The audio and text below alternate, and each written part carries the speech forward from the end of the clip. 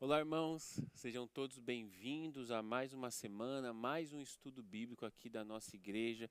É com muita alegria que nós compartilhamos esses vídeos com vocês e neles temos a honra de poder dividir um pouco da palavra de Deus, do que Deus tem falado aos nossos corações. Vocês são todos muito bem-vindos.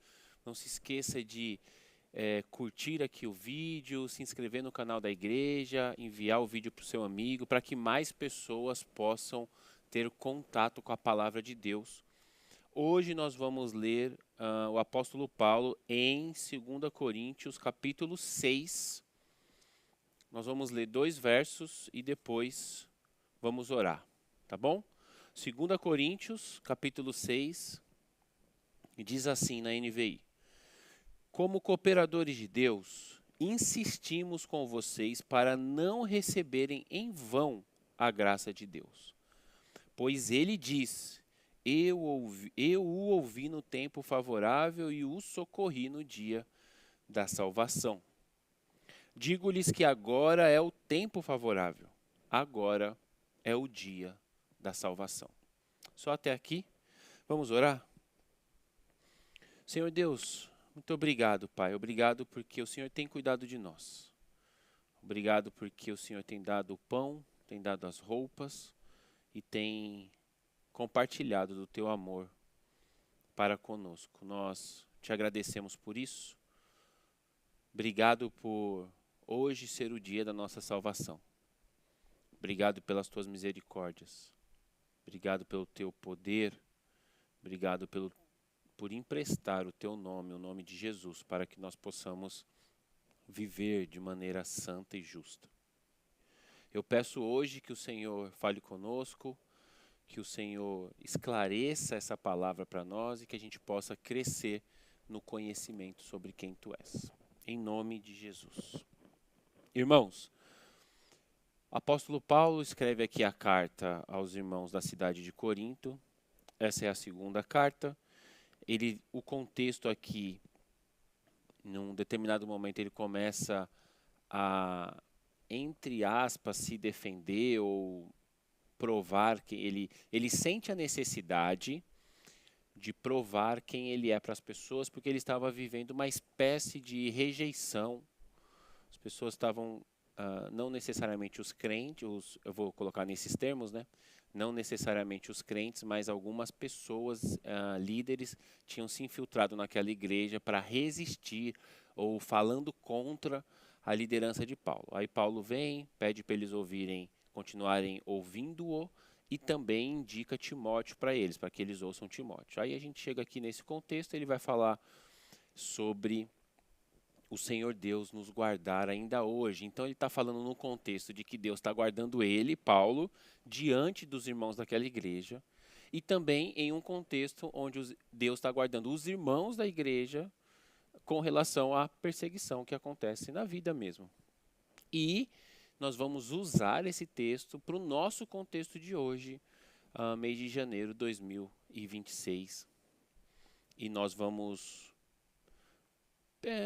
ouvir de Deus como nós podemos viver com coragem, viver de maneira destemida, viver confiando em Deus, viver uma vida diferente da vida que as pessoas que não têm Deus estão vivendo. Tá bom? Dito isso, vamos lá. Verso 1, capítulo 6. Como cooperadores de Deus, então no plural, Paulo e Timóteo, insistimos com vocês para não receberem em vão a graça de Deus.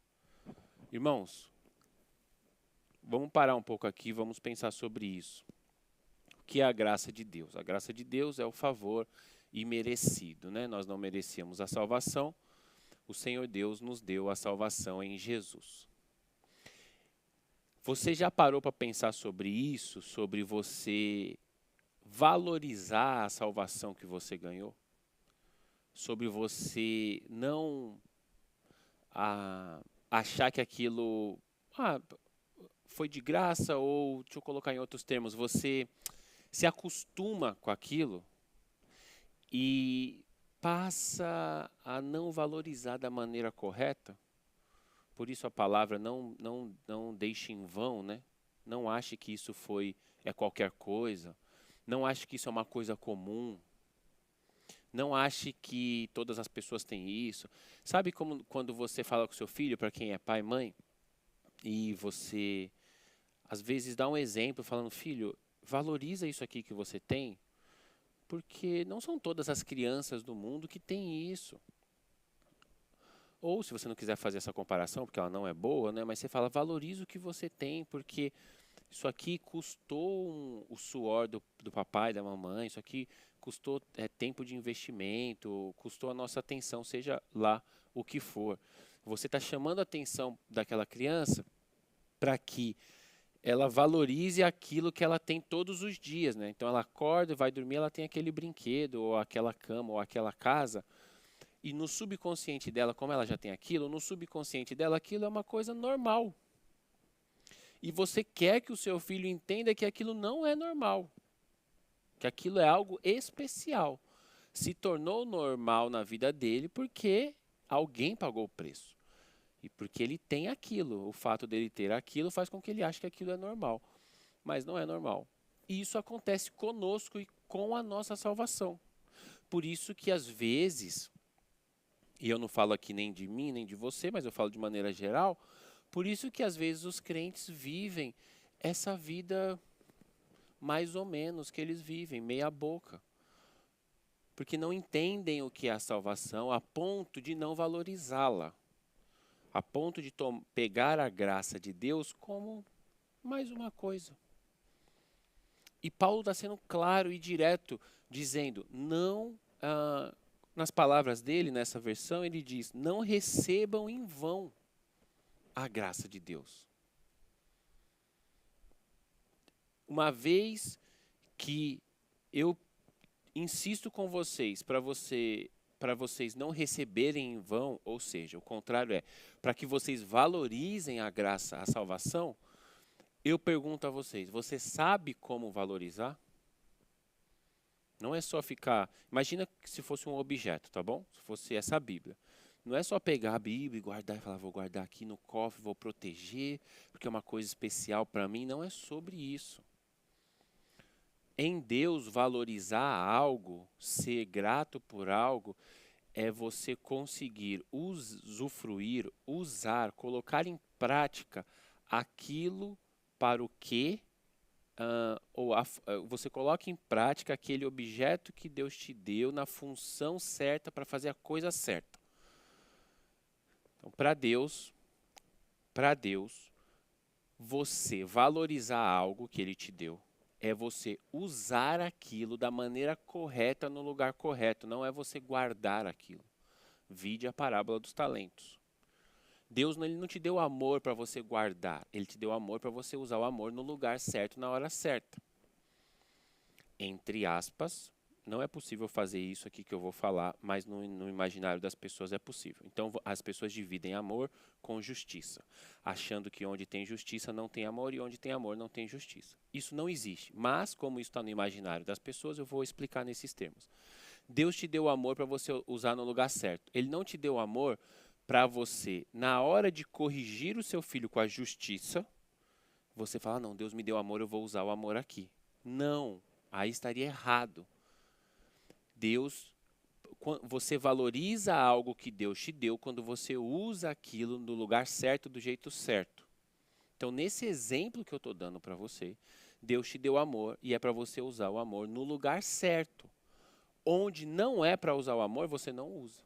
Você usa o outro presente que Deus te deu, que seria a justiça no caso, o castigo, o que quer que seja. Deus ele não vai usar o amor com você se você precisar de juízo. Embora eu devo dizer, como um estudante, como uma pessoa que ama a Bíblia, a teologia, que quando Deus aplica o juízo em você, isso é amor também. Isso tem que ficar claro. Quem já estudou comigo sabe disso. Deus não é uma soma de várias partes, onde quando ele usa o amor com você, ele não está usando a justiça e vice-versa. Ele é um todo. E onde ele aplica a justiça tem amor, e onde ele aplica o amor tem justiça também. Tá, mas eu quero que você entenda o seguinte, Deus ele não vai agir com amor com você, o que você acha que é amor, no lugar onde ele deveria agir com cajado. no seu imaginário humano. E o contrário também. No lugar que ele deveria agir com amor, no seu imaginário, ele não vai agir com o cajado, ele vai agir com amor. Então, as coisas certas nos lugares certos. Quando você faz isso, você está valorizando aquilo que Deus te deu. Como você faz isso com a sua salvação? Como você faz isso com a graça que Deus te deu? Como você valoriza a graça? Colocando em prática tudo que a salvação que Jesus conquistou na cruz por você pode te oferecer. Então, em uma frase, o apóstolo Paulo está dizendo uma série de coisas. Vamos lá. O que a gente precisa ir respondendo algumas perguntas para terminar a primeira. Qual é a primeira? Como valorizar a salvação que Deus me deu? O que você recebeu junto com a sua salvação, no pacote da salvação? O que veio? Veio você ser perdoado, veio você estar justificado diante de Deus, veio você ir morar com Jesus, mas veio você ter o Espírito Santo em você. Tendo o Espírito Santo em você, você deve manifestar o fruto para mostrar Jesus para as pessoas. Tendo o Espírito Santo em você, você deve manifestar os dons para mostrar o poder de Jesus para as pessoas. Então, você valoriza a sua salvação quando você, entendendo que ganhou esse presente de Deus, você passa a agir através dessa salvação para com as pessoas. Resumindo, você passa a viver, a ser uma cópia de Jesus. Quando você não valoriza a salvação, a graça, quando ela passa a ser só mais uma coisa na sua vida, você vive uma vida humana, uma vida normal. É como se fosse uma pessoa normal que agora foi salva. Isso não existe no reino de Deus, mas isso é o que nós chamamos de religioso. É o crente morno. Ele é uma pessoa normal que um dia entregou a vida para Jesus na cabeça dele, né? Na cabeça dele. Essa pessoa não está valorizando a graça. Ela usou a graça quando foi necessário para ela, que era no momento dela ser salva da morte, da eterna, e morar com Jesus. Ela usou a graça. Na medida que aquilo foi resolvido na vida dela, falaram para ela que é isso, ela, pronto, guardou a graça ali e ela vive agora a vida dela normal. Supostamente ela vive uma vida normal de uma pessoa que quando morrer vai para o céu. Não é isso. Não é isso. Esse é o problema do evangelicalismo que cresce no mundo. Incha, mas não cresce em qualidade. Como nós sabemos disso? Fato. Os números demonstram isso. A gente cresce em números, mas não cresce em graça, em milagres, em poder de Deus, em manifestações gloriosas. Quando na leitura fria, se está crescendo o número de crentes, era para crescer a atuação do Espírito Santo na terra. Claro que, e louvado seja Deus por isso, a igreja de Jesus, a noiva de Cristo, que foi fundada lá em Atos 2, 2000 anos atrás, ela continua firme e forte, reluzente, alva, com as vestes brilhantes, demonstrando o amor de Jesus para o pobre, o oprimido, o fraco, discipulando as nações, batizando gente, cuidando dos irmãos que precisam de cuidado. Essa igreja existe. Louvado seja Deus por isso. Essa igreja existe dentro da instituição evangélica mundial. Essa igreja, essa porção existe dentro das quatro paredes. Não é todo mundo que está dentro das quatro paredes que é noiva de Cristo. Quem é a noiva de Cristo? Quem valoriza a graça. Quem valoriza a graça? Quem usa a graça no dia a dia, não quem guardou a graça. Como eu uso a graça no dia a dia? Eu pego tudo que a graça me oferece e eu uso essas ferramentas. Fruto do Espírito, dons do Espírito para falar de maneira clara. Mas daí tem mais coisa, tem dividir o que você tem com as pessoas, doar o seu tempo. A gente usa a palavra doação e generosidade para dinheiro. Mas e o seu tempo? E a sua atenção? E os seus bens materiais? E o seu carro? E a sua casa? Pois é, sobre isso. Não deveria haver uma pessoa com fome do seu lado. Não estou falando para você resolver o problema da fome no mundo. Mas você tem que bater o pé e falar para você mesmo, olhar no espelho e falar para você mesmo, do meu lado, ninguém vai ficar com fome. Por que ninguém vai ficar com fome? Porque eu tenho comida. Se eu não tivesse comida, aí nós iríamos, nós dois, correr atrás de alguma coisa. Mas à medida que eu tenho comida e a graça de Deus me alcançou, e eu entendo que através de mim a graça vai alcançar outras pessoas, você tem que olhar no espelho e falar assim, do meu lado, ninguém vai estar com fome. Do meu lado, ninguém vai estar perdido. Por quê? Porque eu vou me esforçar ao máximo para ajudar essa pessoa. Porque um dia eu tive na posição dela. Mesmo que eu não saiba as respostas, eu vou ligar para os meus amigos que eu sei que podem saber a resposta. E isso é não tornar vã a salvação que você carrega. Porque a salvação que te alcançou precisa necessariamente alcançar o outro. O outro não pode olhar para você como uma pessoa normal que é salva. O outro precisa ver em você um salvo que vive uma vida normal. Então, ele olha para você, ele identifica que você é um cristão. Aliás, se ele não souber dar nome para aquilo, ele identifica que você é diferente. E ao identificar que você é diferente, a gente não sabe se ele vai se converter, isso é papel do Espírito Santo, mas ele nunca vai poder dizer que ele não foi impactado por um cristão ao longo da vida dele. Isso é utilizar a salvação. Por isso Paulo está falando para os irmãos, não recebam em vão a graça de Deus, valorizem a graça. Vivam de maneira a colocar em prática a salvação que você recebeu. Pois ele diz, Deus, porque ele fala assim, não receba em vão a graça que Deus te deu.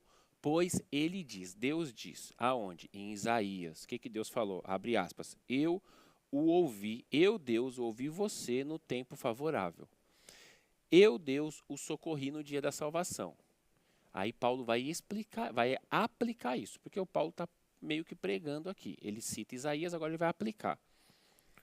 Paulo falando, digo-lhes que agora é o tempo favorável, agora é o dia da salvação. Presta atenção no que Paulo está falando. Irmãos, valorizem a salvação que Deus te deu, porque Deus falou o seguinte lá em Isaías, eu o ouvi no tempo favorável, favorável. Eu o socorri no dia da salvação, 2, salvação. Então, irmãos, da mesma maneira que Deus falou isso lá em Isaías, eu, Paulo, digo a vocês, hoje é o tempo favorável e hoje é o dia da salvação. Então, me acompanha aí. Deus não muda. Hoje é o dia favorável para você. Na linguagem do mundo, hoje é o seu dia de sorte. Por quê? Porque Deus está te olhando. Não existe sorte entre nós. Isso é só uma expressão que o povo usa lá fora. O que existe para nós? A bênção do Senhor. Hoje é o seu dia. Hoje é o seu melhor dia. Hoje é o dia favorável para você ouvir essa mensagem. Eu não sei o que você está vivendo aí. Mas hoje é o dia favorável. Por quê? Porque Deus está te olhando. Não tome isso em vão. Ou seja, valorize isso. Deus está te visitando hoje.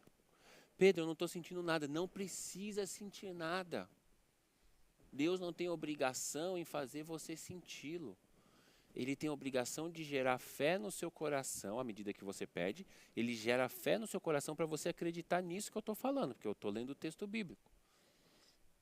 Hoje é um dia favorável a você. Aí você para agora o que você está fazendo e fala, Senhor Deus, em nome de Jesus, coloca fé no meu coração para eu entender o que é este dia favorável para mim, porque as coisas não estão indo bem. eu tenho chorado, angustiado à noite, eu tenho dormido preocupado, eu tenho ido trabalhar e fazer compra no mercado preocupado com a minha situação imigratória para quem está nos Estados Unidos. Eu estou preocupado com a questão na Venezuela, eu estou preocupado com o Irã, eu não me esqueci da Ucrânia. Senhor Deus, o meu filho está doente. Senhor Deus, eu não consegui vaga na escola. Senhor Deus, o aluguel está atrasado. Senhor Deus, as contas estão vindo mais alto, parece que o salário está diminuindo, mas eu ganho o mesmo salário, não consigo mais pagar a conta do mês e vivo do mesmo tamanho, porque a inflação está subindo. Apresenta a sua causa a Deus e fala, Senhor, eu creio na tua palavra que hoje é o meu dia favorável. Eu creio, eu sei que o Senhor está me vendo. Eu sei que o Senhor está no barco comigo passando por essa tempestade, mas eu não percebo, eu não consigo me acalmar, eu não consigo colocar fé nisso. Abre o seu coração para Deus, abre o seu coração para Deus, faça uma oração sincera, apresente-se diante de Deus de forma honesta. Porque assim, até para isso, você vai precisar de tempo, você vai precisar parar um pouco, pensar,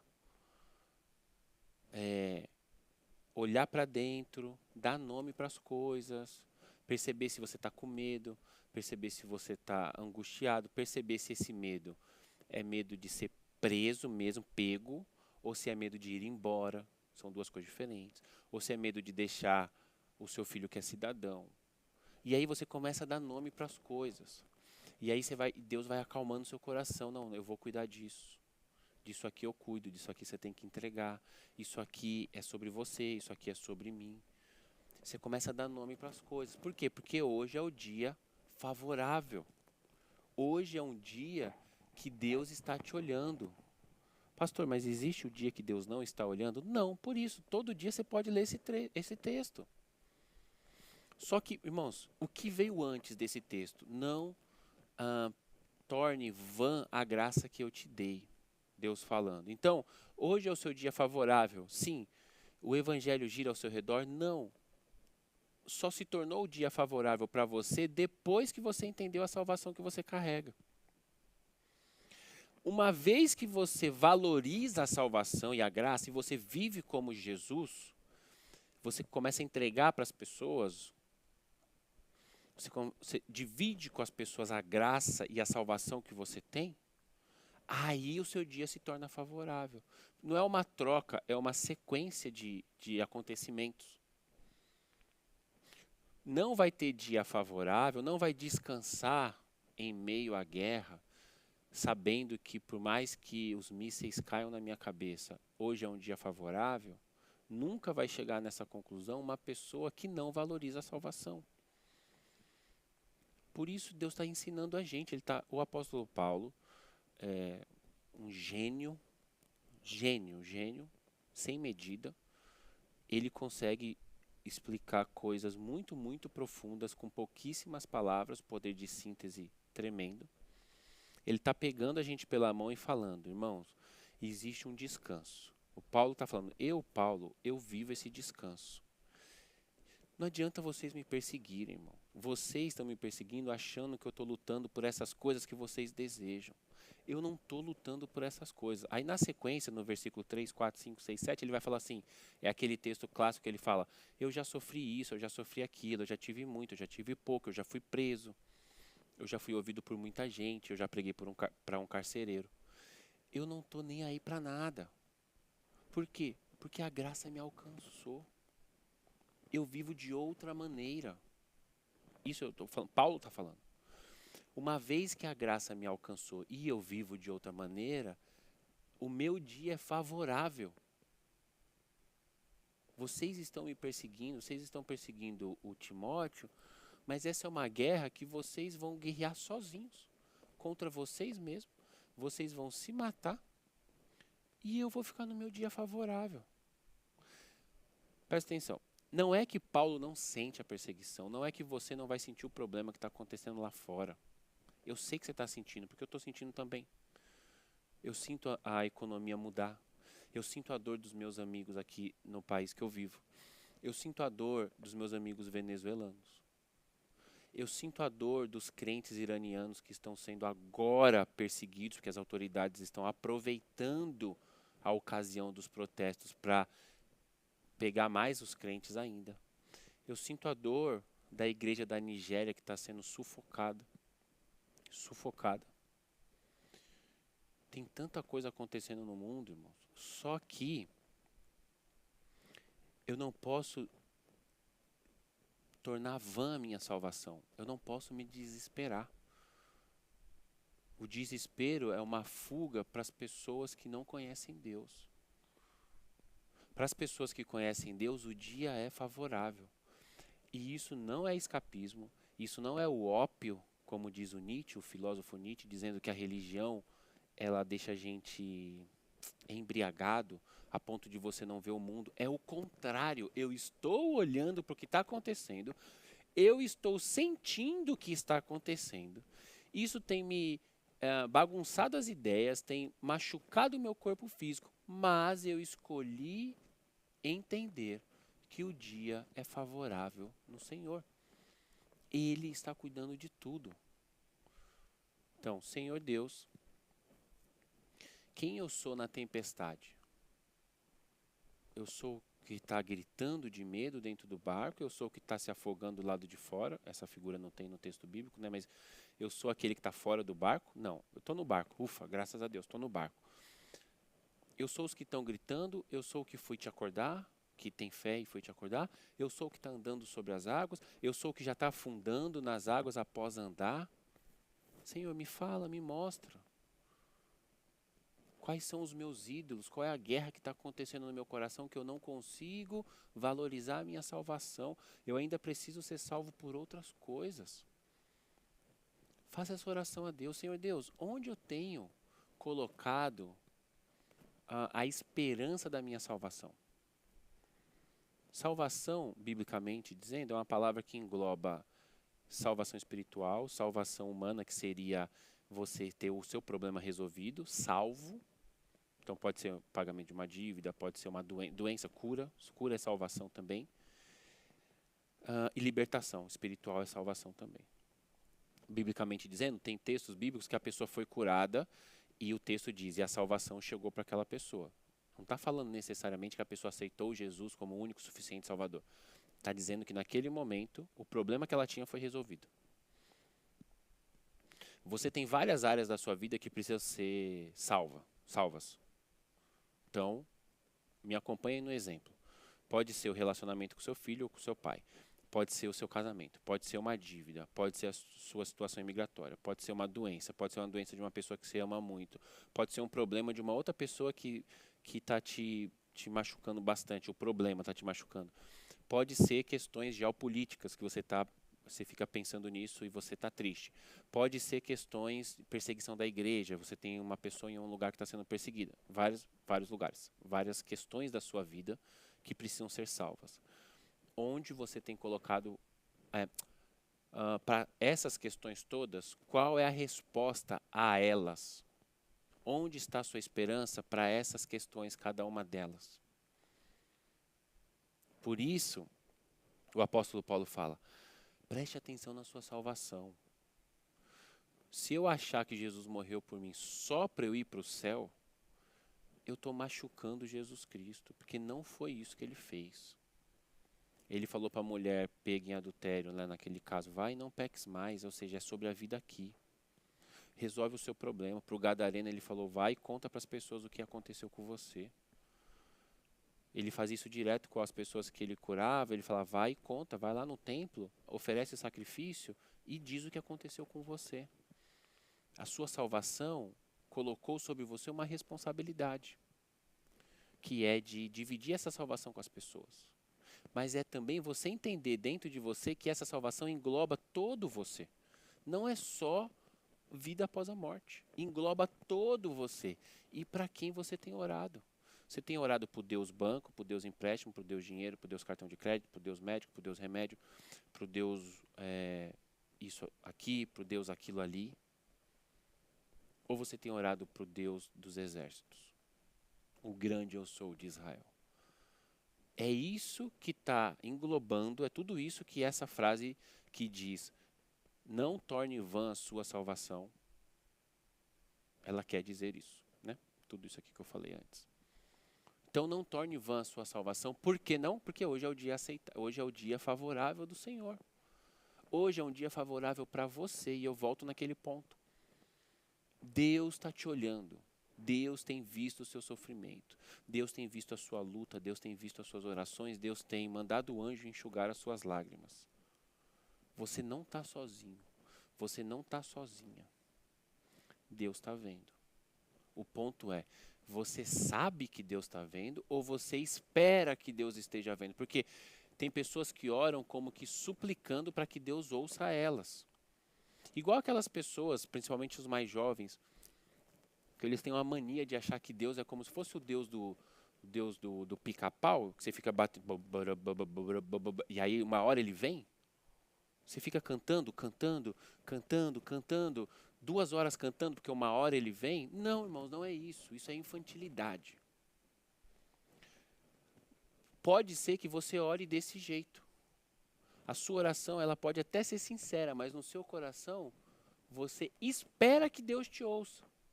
O que eu estou te falando, não, já entre na presença dele, sabendo que lá ele está.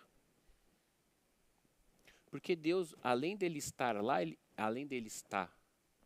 estar lá, ou está lá, ele está no futuro também, porque o texto, lá quando ele se apresenta a Moisés, existe uma discussão teológica se o texto é eu sou o que sou, ou se eu sou o que serei.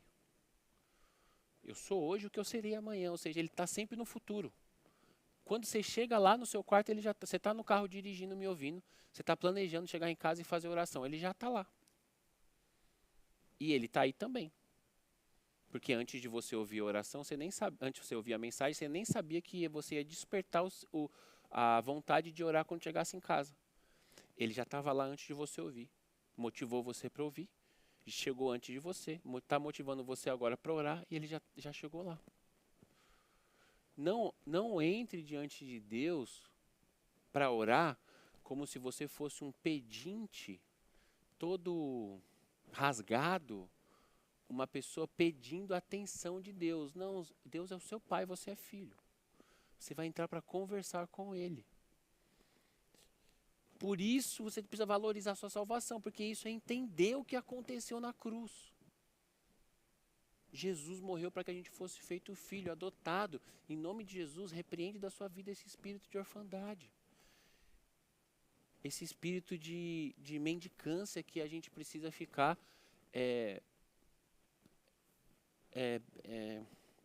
pedindo as coisas para Deus como se ele não soubesse ou como se eu fizer direitinho ele vai me dar. Não. Você não entendeu ainda o que a salvação te deu. Hoje é um dia favorável para você, à medida que você entenda o que aconteceu na cruz e entenda o que Jesus te deu. E por fim, eu termino aqui, ele usa uma outra expressão ali,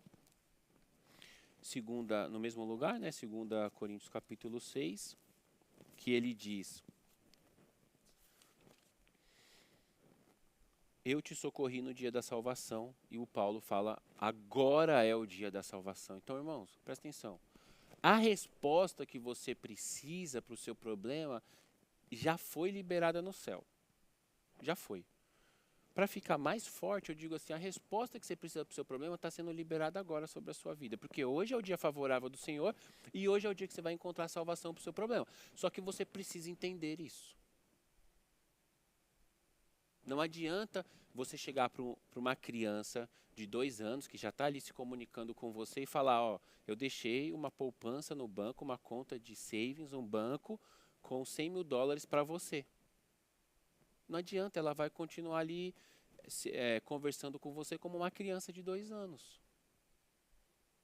Ela não entende o que você está fazendo por ela, mesmo você fazendo por ela. É isso, é desse jeito que algumas pessoas se relacionam com Deus.